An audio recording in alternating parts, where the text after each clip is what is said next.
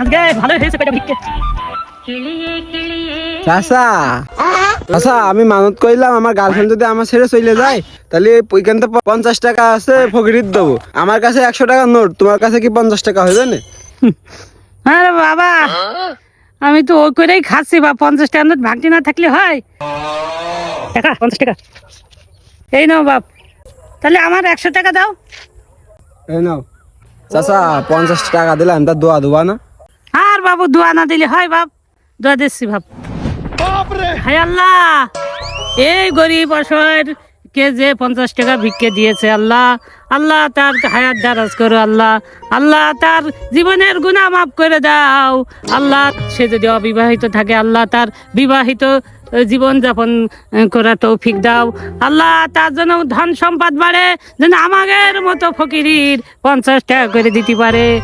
আমি যাও বা যাও, আজকে ব্যবসা ভালোই হয়েছে।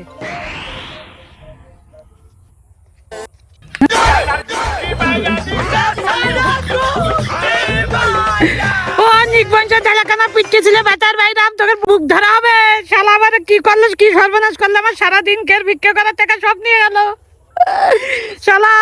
ও আল্লাহ, যারা এই শালা গরিব অসহায় মানুষের এই 50 টাকা দিতে চাই, 100 টাকা ছিড়ানো দিয়েছে, আল্লাহ তাদের তুমি পথভ্রষ্ট করে দেবো, আল্লাহ জাতি জাতি জন শালা অ্যাক্সিডেন্ট করে পড়ে মারে। আমি